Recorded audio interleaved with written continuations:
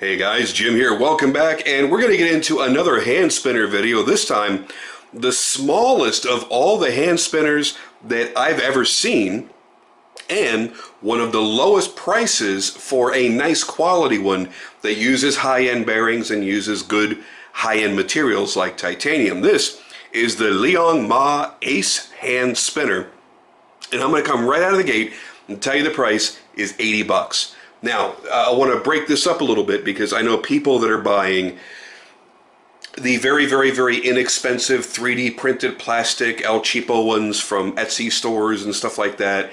You know, they're spending way less than even that.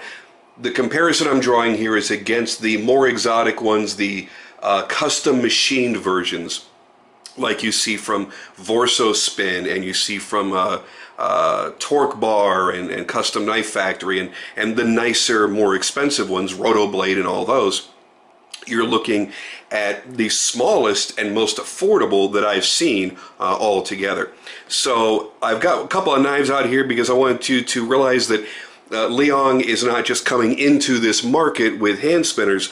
Liong has partnered with amazing custom knife makers for, geez, close to 10 years now, designing incredible knives and having them made by custom knife makers.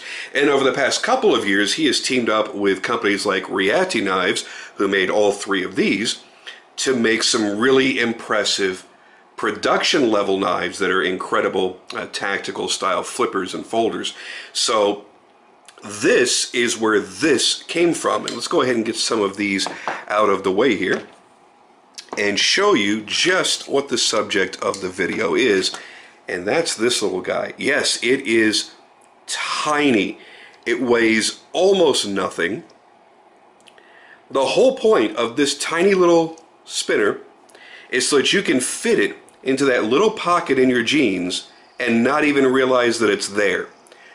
You don't feel it, you don't see it, it's tiny enough to tuck away in that extra pocket that you never use for anything. Most people don't even know that's actually for pocket watches.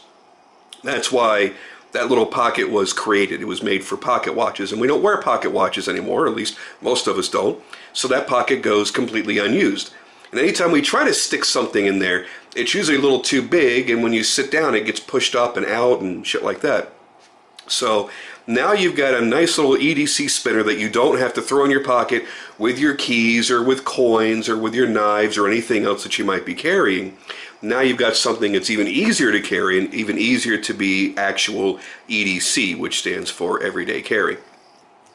It is a furiously fast spinner. I don't know exactly what bearings he's using, but they are caged. They are caged bearings, ceramic by the way. And it is glass smooth and just lightning fast.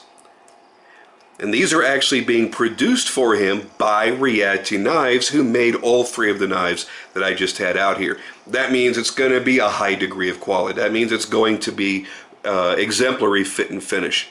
It's a simple, clean, basic design. It's not overdone. When we talk about overdone, we look at guys like this. I love the Custom Knife Factory spinners because they are so intricately designed. But if you've seen that video, you saw me talking about the Torque Bar, which really has been one of my absolute favorites, and a part of it is because of its simplicity. This is like a great combination between the two. It has the great spinning characteristics and the fast speed and long spinning that the custom knife factories have. It has the simple, easy to use design that the Torque Bar has. And what I mean by easy to use, no, it's not hard to spin a hand spinner no matter how it's made. The point is there are no hard surfaces that are banging up against your finger when you're flicking it and you're stopping it and you're starting it. A lot of companies have jumped into the deep end with these spinners because pretty much everybody makes one at this point. And most of them aren't making them for the same reason that the originals, the Torque Bars, were made for. They were really truly made for somebody that really wants to sit there and fidget with it and use it over and over and over and over and over. When you get some of these that have these crazy designs and bottle openers built into them and all kinds of goofy shit. They have really harsh, sharp edges to them. And what that does is it's banging up against the back of your finger every time you're stopping it and every time you're reflicking it. Because this is really how you're supposed to be using a spinner. You're stopping it and starting it. You're fidgeting with it. That's the whole point of it. You're not using two hands. You're not just holding it and letting it spin until it stops spinning on its own. You're fidgeting with it. That's the whole point of it. And you don't want something that's going to be beating and battering up against your finger the whole time that you're doing it. So Liong did a great thing here. He made everything nicely contoured. It's still got some nice design to it because of the milling that's been done here in the titanium. That's the great thing. By using titanium instead of brass or copper or steel like many of the other popular spinners are, it's very, very lightweight. Also, you guys might remember a long time ago when I showed you the prototypes for these, the Torque Bar SB. And everybody asked which was my favorite, and I said I chose the titanium as being my favorite. And one of the reasons was because I don't like the smell that's left on your hands when you're constantly holding brass or copper. I really don't like that metallic feeling. There's also a metallic taste if you happen to be eating and you haven't washed your hands since you touched that thing. I don't like that. So by him doing these in titanium, not only are you getting a nice lightweight spinner, but you're also getting something that honestly doesn't make your hands smell like some kind of funky metal. It also doesn't patina, thank God. I know a lot of people are into patina, I'm just not. I want my shit to look like new. If you remember the Vorso Spin flat top, it was a very shiny, beautiful brass. And I really don't handle mine all that often, but it's dull and it's crappy looking, and when I do start using it more, it's going to start turning brown and kind of a brownish black. And honestly, I think that looks like shit. With titanium, you don't ever have to worry about that. The only thing you have to worry about, and it's not really a worry, is when you anodize titanium. Okay, this is done with electrical current, so you've got electrical anodization here. And you're going to get a choice of this really cool bright green or blue or bronze. There's going to be three choices. Over time, as you touch it, the oils that are in your skin will dull the appearance of it. It's not actually changing anything. It's not actually growing a layer of anything on top of it. It's just dulling it. All you do is you spray some Windex onto a paper towel and wipe it. I wouldn't spray Windex into it because you don't want to get it into the bearings.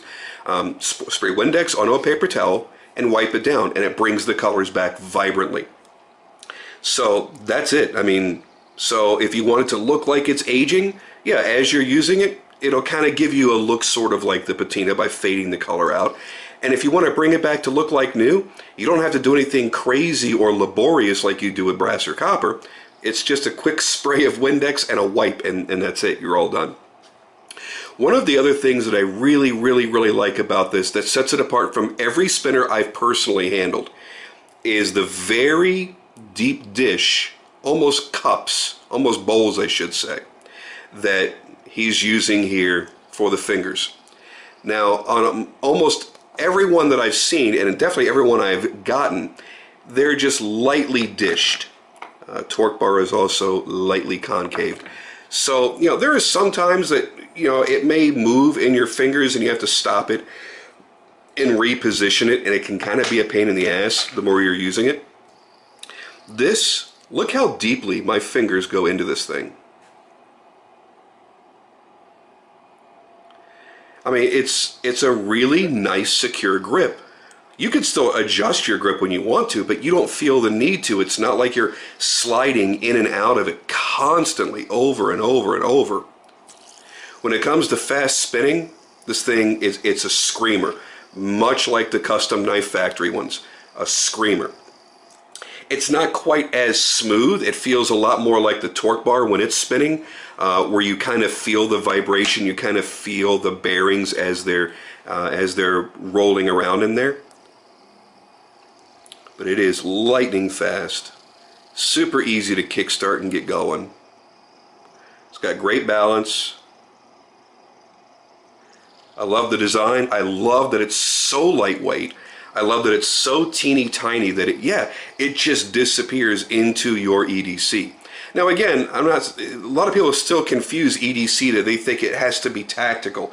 There's no T in EDC. It doesn't mean it has to be tactical.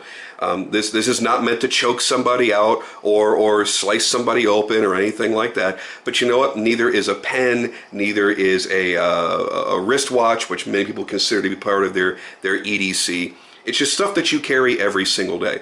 And if you're like me, and sometimes you get stuck in meetings or somewhere waiting where it may not always be appropriate to get on your cell phone, because some people consider that to be rude, and you're just kind of, I'm not a fidgety person, but I have been a smoker for 30 years and I've recently quit. And I can tell you from personal experience, sitting in a 2-hour-long meeting where I'm not able to get up and smoke, I'm reaching for anything I can. I'm folding paper, or I'm clicking a pen, or I'm tapping my foot. It's not because I have a nervous, jittery personality. It's because by that point, my body was wanting the nicotine. And this was something for me, these fidget spinners were something for me to just keep me occupied enough to get me through that time. Now these days, I'm not sitting in meetings and I don't smoke anymore, so it's less of an issue for me anymore, but I still carry one with me every now and then. And I reach in there and I flip it. I'm just having a conversation with somebody, and it's just something to do with my hands while I'm conversing with them, or while I'm sitting in traffic. Sometimes I'll reach in and grab it. It's just one of those things that you're going to have your own different reasons for wanting one. And if you don't get the whole concept of the fidget spinners, that's fine. Just don't bash people that are into it. There are guys that collect these things that will spend hundreds and hundreds and hundreds of dollars on each individual piece. Some of these are very, very collectible. The great thing about Liong Mah and teaming up with David Deng to make these is the fact they will be full-on production. It's not going to be like, well, okay, today we're going to drop 50, and then in 3 months we'll drop another 30, like some other brands that you know of. And it's not one guy in his garage cranking these out. Like there's a lot of really cool dudes out there that are making really interesting spinners, but they're one-man operations, and they can only make a few at a time. You know, with the way that this is going to be able to be made, they can make hundreds or thousands or however many they want to do at a time. And if they gauge the popularity is even more than they expected, they can place an even bigger order and make even more. And that's why they're able to do this price of 80 bucks. I can tell you right now, a smaller outfit would be charging probably about $140 to $150 for this, just because they can't make the mass production, the MOQ, the minimum order quantity, that somebody like Riati can do. The more you make of something, the lower the cost is driven down. So when you've got a company that can only make maybe 50 at a time or 100 at a time, and they're machining all those individual components, and they're doing all that milling, and they're doing all that anodizing, doing all that fitting, packaging them up, which by the way does have nice packaging. Yeah, all that costs money. And the more units you order, the further the cost is driven down. And that's the great thing about being a full production company like Riati. They're able to do that. So for 80 bucks, I think it's a winner. I think you've found that perfect medium point. You found something that's not large at all, but it's not super tiny. One of the things that I never really enjoyed about my Vorso spin is that it is so small. Now this is just large enough that I don't feel like I'm having to reach all the way down in here to spin the damn thing. This also, ooh, that's the first time that's ever happened. I haven't had my bearings push out before. Ah, okay. Alright, well I gotta tighten that back down. My apologies, guys. That's one of the things I didn't really particularly enjoy about the Vorso spin. With this, it's still big enough. It's got that extra length to it, so that it's easy to manipulate. It's easy to grab, it's easy to start, it's easy to stop. And it's not oversized like the Custom Knife Factory. Now, I have zero issue with the Custom Knife Factory. I think it's friggin' fantastic. But it might be a little large for some people. And still a little bit smaller than the torque bar. It is about the same weight. looks to my eye to be just a little bit thinner. Maybe, yeah, I mean, it's just a little tiny bit thinner. It is thicker here for the fingers. It spins faster, a lot faster. And it has similar, I should say, ergonomics. With the Vorso Spin, you had a hard, flat object hitting the back of your fingers. With guys like this, and these are actually rounded off nicely, so it's not too bad, but there's some really aggressively styled ones, and I've actually seen some with hooks coming out for bottle openers and shit, and all I could think of was, man, I don't want that in my pants pocket, because they're usually very, very large, and B, I don't want that hitting the back side of my finger. This is, this is more of a tender area than other parts of your hand when you keep hitting it with something hard. So yeah, I mean, I think Liong really is firing on all cylinders here. It's an affordable price for being titanium with ceramic bearings. I think it's an incredible size and weight. It's very discreet, easy to carry. What more could you possibly want? All right, so today is what? Today is April 25th, I do believe. I talked to Liong not too long ago. He's going to have these available directly on his website in a few days. That's when the initial offering is going to be made. So if you're watching this right now, as it's uploading, go check out his website. I'll put the link in the description below. And otherwise, just keep checking back. If you're seeing this at a later date and he's sold out, keep checking back.